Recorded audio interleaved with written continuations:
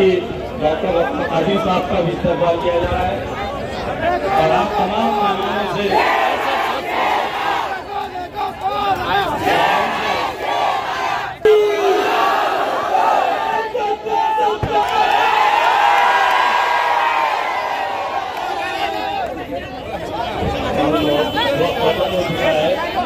आप तमाम मोहल्ले वालों का, आए हुए मेहमानों का जनाब अब्दुल मतीन पटेल साहब की जानिब से बहुत बहुत शुक्रिया अदा किया जाता है।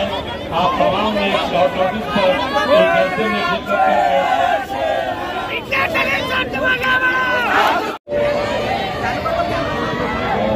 वक्त कम है। मजलिस इत्तेहादुल मुस्लिमीन के तमाम जिम्मेदारान और खासतौर से स्टेज पर नौजवान साथियों, अल्हम्दुलिल्लाह 5 साल पहले जो दीवानगी उस वक्त देखने को मिली थी, अल्हम्दुलिल्लाह वो आज भी यहाँ पर कारेगांव में जाती है। ये आप लोगों की दीवानगी, आप लोगों का जुनून, आप लोगों का जोश था कि जिसकी वजह से कभी तसव्वुर किसी ने किया नहीं था कि मजलिस इत्तेहादुल मुस्लिमीन का एक मेंबर ऑफ पार्लियामेंट औरंगाबाद से चुनकर आ जाएगा। किसी के ख्वाब ख्याल में भी नहीं था कि ऐसा कैसे मुमकिन हो सकता है कि जिस जिले से पिछले 25-30 सालों से लगातार शिवसेना यहाँ से जीत कर आती है, एक दीवाना ये कहता है कि नहीं मैं यहाँ से कोशिश करूंगा। और कहते हैं ना कि कोशिश करने वालों की कभी हार नहीं होती है। अल्हम्दुलिल्लाह हमने लब्बैक कहा, हमारे आवाज के साथ आप लोगों ने आवाज लगाई, नौजवानों ने दिन और रात शिरकत की, बुजुर्गों ने, हमारी माओं और बहनों ने शिरकत के साथ दुआएं की और उसी का नतीजा निकला कि हिंदुस्तान के अंदर भले ही भारतीय जनता पार्टी के 300 मेंबर ऑफ पार्लियामेंट चुनकर उनका इतना नहीं हुआ जितना औरंगाबाद से MP इम्तियाज जलील चुनकर। सारे लोगों के पेट में इसी बात का दर्द था कि ये कैसे मुमकिन हो गया है। कहते थे कि ये शिवसेना का गढ़ है। मैंने कहा था इसी गढ़ में तुमको गाड़ के इंशाल्लाह मेरा झंडा है। उस वक्त भी आप अच्छी तरह से जानते हैं कि कैसे हिसाब किताब दिखाए जाते थे, कैसे होटलों में बैठ के, चौराहों के ऊपर बैठ के, चबूतरे के ऊपर बैठ के समझाया जाता था कि कैसा जीतेगा, कौन देगा वोट, कहां से मिलेंगे वोट जीतने के लायक। बड़े हर हिसाब से बड़े बड़े जितने भी अपने आप को दिग्गज नेता समझते थे या शहर के शाने, ये पूरे इकट्ठा हो जाते थे चौराहों के ऊपर, चबूतरों के ऊपर, होटलों में बैठते थे, कागज निकालते थे और बताते थे कि नहीं इतने समाज के इतने वोट, इतने समाज के उतने वोट, मुसलमान इतने, इतना वोटिंग हुआ तो इतना ही मिलता, जीतते कैसा। मैंने कहा कि हमारा काम सिर्फ मेहनत करना है, जीत और हार का फैसला अपना रब करेगा। बड़े मेहनत, शिद्दत के साथ मेहनत किए। नतीजा क्या हुआ कि जिस असदुद्दीन अवैसी साहब के बारे में कहा जाता था कि ये एक MP है, हैदराबाद से एक ही चुन के आता है और जिंदगी भर एक ही रहेगा, अब असदुद्दीन अवैसी साहब पार्लियामेंट में अकेले नहीं बैठते हैं, आप लोगों की दुआ और मेहनत का नतीजा है। उनका भाई इम्तियाज जलील भी वहां पर जाकर बैठता है। तकलीफ उन्हें इसी बात की है कि हम तो कहते थे कि एक ही है, एक ही रहेगा। मैं अक्सर ये कहता हूं कि जब मैं चुनकर गया था, मोदी जी ने अमित शाह को फोन लगाया था और पूछा था, रे साहब कितने आदमी हैं रे?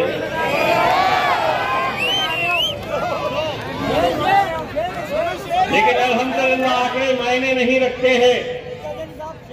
कितने गूंगे, मुक्के और बहरे वहां पर आकर बैठते हैं।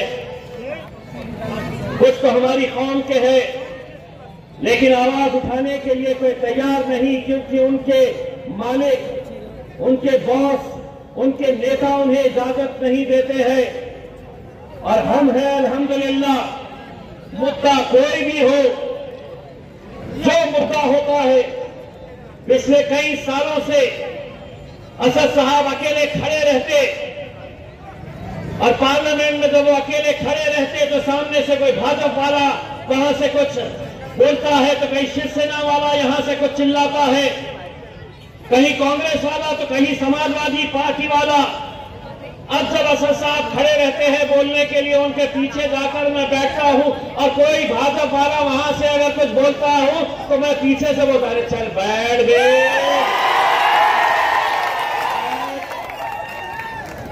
उनको यही वो रहता है कि हम 300 हैं और इसकी हिम्मत देखो कि हमको। इसका मतलब ये है कि तुम्हारे सरों से टोपियां हटा दी जाएगी कि तुम अगर टोपी पहनना है तो सिर्फ मस्जिद के अंदर पहनेंगे। यूनिफॉर्म सिविल कोड के अंदर कानून ये रहेगा कि हम आपको ये कह रहे हैं उत्तर प्रदेश के अंदर मदरसों को लॉक लगा दिया जा रहा है, बंद कर दिया जा रहा है, कोई बोलने तैयार नहीं है। मुंबई में मीरा रोड पे 30 साल से छोटे छोटे दुकानदार कारोबार कर रहे हैं। 30 साल से एक YouTube के ऊपर एक मौलाना का वीडियो देखा, फूट फूट कर रो रहे थे। 30 साल से छोटा सा गैरेज, उस गैरेज में काम करके वो अपना घर चलाते। बच्चा दिमागी तवाज़ुन खो चुका है, कोई जरिया है दो रोटी कमाने का, इज्जत से कमाने का। अचानक बुलडोजर आता है और उन दुकानों को जमीन दोस्त करके ऐसे कितने सारे गरीब लोगों की रोजी रोटी के ऊपर सीधा हमला कर देता है। कोई नेता नहीं, कोई नहीं। बोलेंगे भी तो कैसा बोलेंगे? आधे तो भाजपा के साथ चले गए, आधे शिवसेना के साथ चले गए।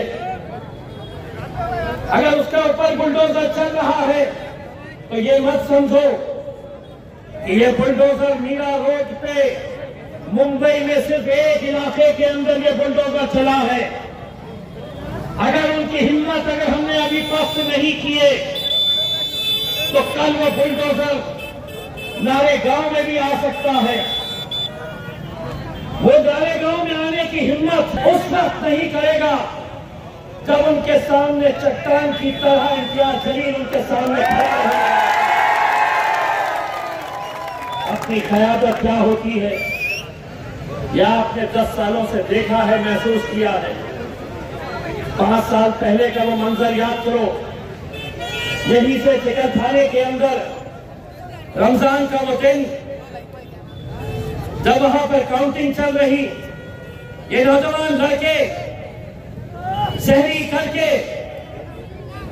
सहरी की हालत में तपती हुई धूप में उस पेंडोल के अंदर आकर बैठे। सहरी से इफ्तार का वक्त आया तो एक खजूर के ऊपर खजूर के 2 टुकड़े करके 2 लड़कों ने इफ्तार वैसे ही किया, इस उम्मीद के ऊपर कि अब नतीजा आने वाला है, अब मैं जश्न मनाऊंगा। ये जो नौजवान खड़े हैं इनकी उम्र भी इतनी नहीं है। 44 साल पहले, 44 इयर्स पहले इस जिले में एक खासदार देखा था जिसका नाम हाजी सलीम साहब।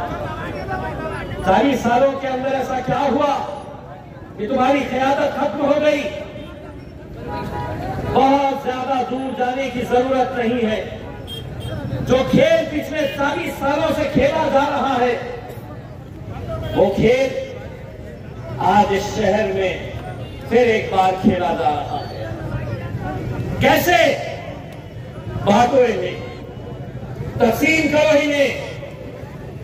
पिछले बार 6 उम्मीदवार थे मुसलमानों के, एक ने 1200 लिया, दूसरे ने 1500 वोट लिया, एक ने 2200 लिया, एक ने 4500 लिया। मेरी जीत और हार के अंदर फर्क कितना था? तो महज 5000 से कम का फर्क था। तसव्वुर करो, एक दो उम्मीदवार और खड़े रहते, 2500 वोट ले लेते, तो 40 साल से जो कौम एक जश्न का इंतजार कर रही थी, वो 2019 में वो जश्न उन्हें देखने को नहीं मिलता था। न जाने और कितने साल लग गए होते। आज जो साजिशें हो रही है मेरे भाई, आप अंदाजा नहीं लगा सकते। भाजपा वालों ने, शिवसेना वालों ने इस बार 10 उम्मीदवार खड़े किए हैं। 10 उम्मीदवार, एक एक को अगर आप देखेंगे, अल्लाह माफ करे, लेकिन उनके घर की माली हालत क्या है उन्हें देखने से समझ में आता है। लेकिन एमपी का फॉर्म भरे है। ऐसा नहीं है कि फॉर्म 1 रुपया, 2 रुपया, 5 रुपया, 10 रुपये में मिलता है कि लाओ मैं भरता हूं और एमपी हो जाता हूं। 25,000 रुपये डिपॉजिट करना पड़ता है। कहां से आ रहा है पैसा? मैं जानता हूं कहां से आ रहा है। पूरी कोशिश ये हो रही है कि किसी तरह से एक एक उम्मीदवार में 1,000, 2,000, 3,000 वोट ले ले, जहां से भाजपा और शिवसेना का उम्मीदवार फिर से चुनकर आ जाए। हम करे हैं मेरे भाइयों, ये गलती हमने करे हैं। आज भी आपके बीच में आने वाले सभी राजनीतिक पार्टियां एक हो गई है। सभी, भाजपा हो, शिवसेना हो, कांग्रेस हो, राष्ट्रवादी हो, वंचित हो, सभी के निशाने के ऊपर एक ही इंसान है। पूरे महाराष्ट्र से कितने मुस्लिम एमपी है? 1। सिर्फ महाराष्ट्र से नहीं मेरे भाई, हम सबको इस बात के ऊपर सोचना चाहिए और हमें अपने आप के ऊपर शर्म आनी चाहिए। हमारा सर शर्म से झुकना चाहिए। कम से कम ये आप लोगों की दुआओं का नतीजा है कि कम से कम आज महाराष्ट्र से एक एमपी चुनकर आया है। मध्य प्रदेश में कितने हैं? 0। गुजरात में कितने हैं? 0। राजस्थान में कितने हैं? 0। दिल्ली में कितने हैं? 0। झारखंड में कितने हैं? 0। कर्नाटक में कितने हैं? 0। और एक एमपी हजम नहीं हो रहा है। उसको गिराने के लिए पूरे के पूरे साजिश लगे हुए हैं। और हमारे ही अपने सपों के अंदर बेमारों की जरूरत, कोई दूसरों के पास जाने की जरूरत नहीं है। रात में यही लोग महफिल सजाते हैं और ये कहा जाता है कि नहीं, हमको सेक्युलर जमात को लाना है। चूटी पे मारते हैं हम तुम्हारे सेक्युलरिज्म को। सेक्युलरिज्म का मतलब ये नहीं होता है कि हम वोट डालते रहेंगे और सत्ता में तुम जाकर बैठेंगे। 70 सालों से तुम यही काम करते आए हैं। हम बाराती बनकर तुम्हारे घोड़ी के सामने दूल्हे तुम बने हुए हैं और हम बाराती बनकर नाचने का काम करते थे। लेकिन अब शरद पवार साहब, राहुल गांधी, उद्धव ठाकरे, एकनाथ शिंदे, देवेंद्र फडणवीस, सुन लो, अब हम दूल्हे बनेंगे।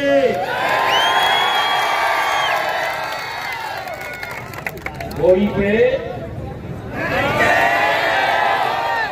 नाचेंगे।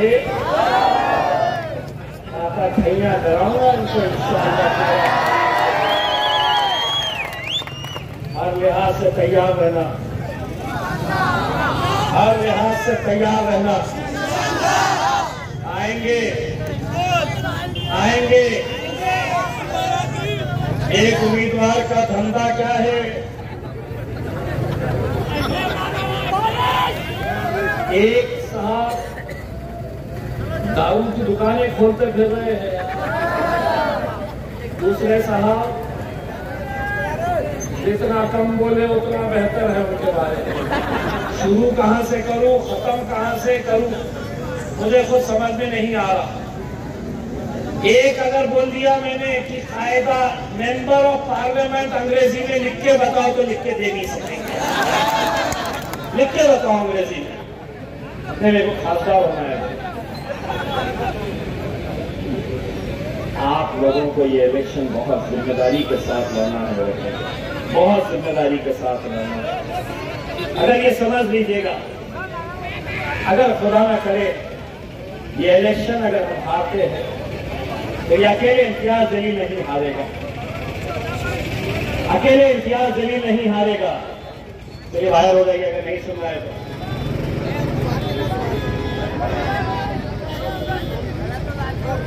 अगर आज से रमजान के आखिरी अशरे में हरसूल में मोती बाबा की मस्जिद, वहां पर एक मौलाना दुआ पढ़ने के लिए आते हैं, बहुत अच्छी दुआ पढ़ते हैं। मैं हर साल उस मस्जिद के अंदर जाता हूं, वो दुआ करते हैं।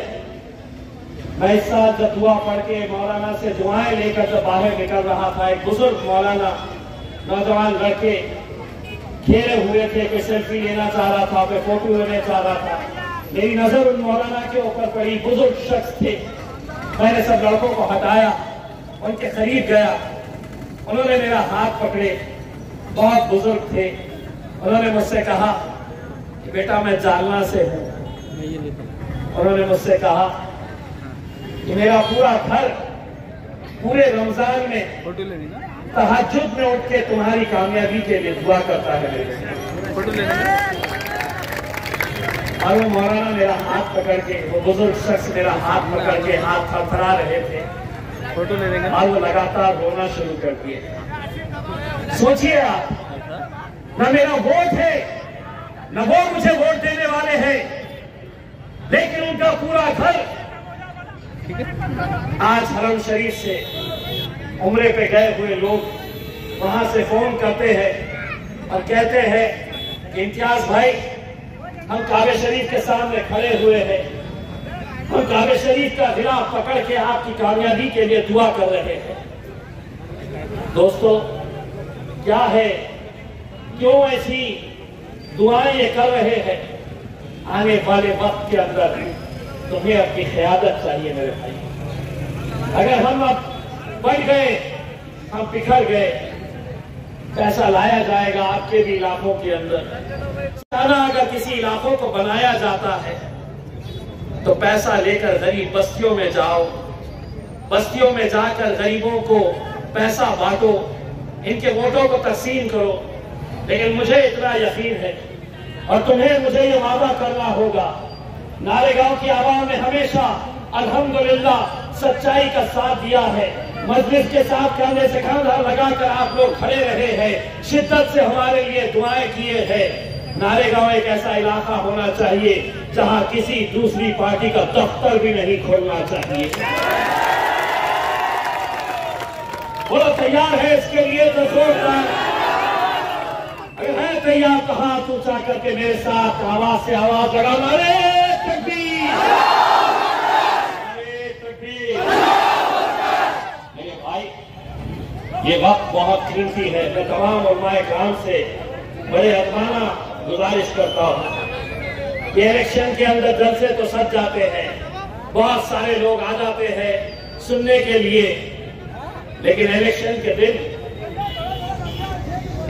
के दिन क्या वजह है कि वोटिंग परसेंटेज हमारा महज 50%, 55%, बाकी के 50% कहां चले जाते हैं? यही सोचते हैं कि मेरा वोट नहीं रहा तो क्या होगा।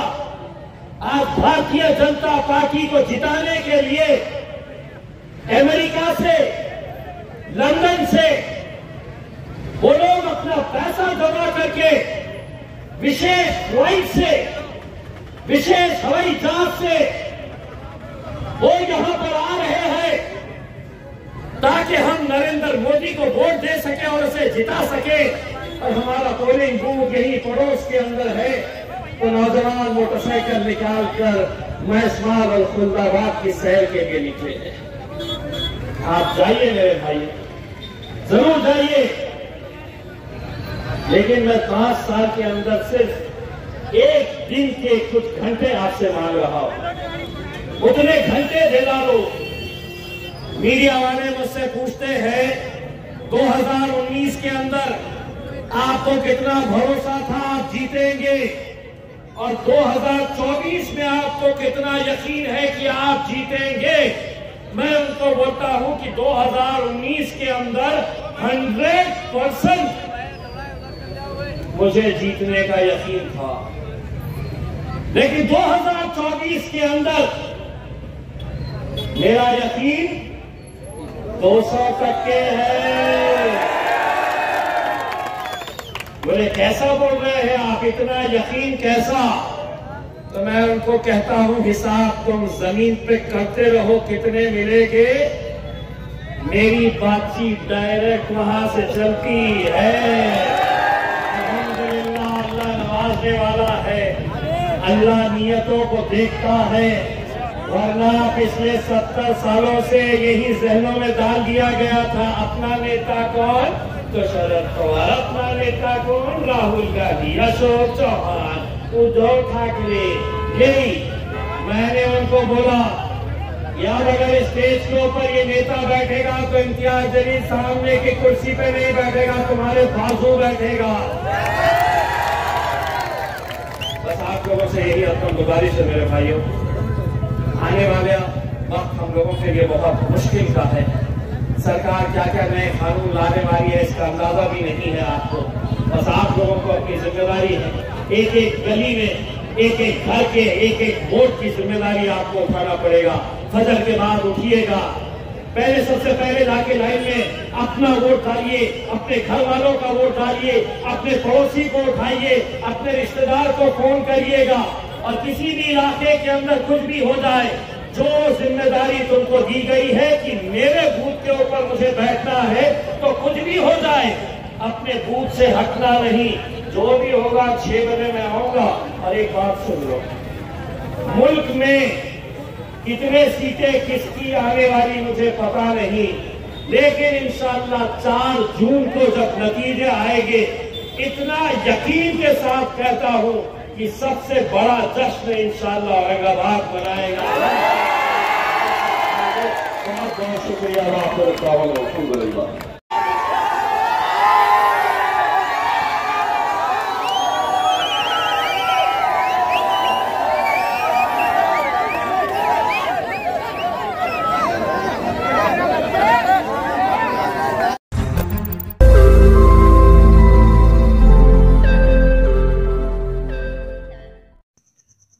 रोज नई खबरों को देखने के लिए हमारे औरंगाबाद समाचार चैनल को सब्सक्राइब कीजिए और नोटिफिकेशन पाने के लिए हमारे बेल आइकन को दबाइए ताकि हर खबर की नोटिफिकेशन आपको मिलती रहे।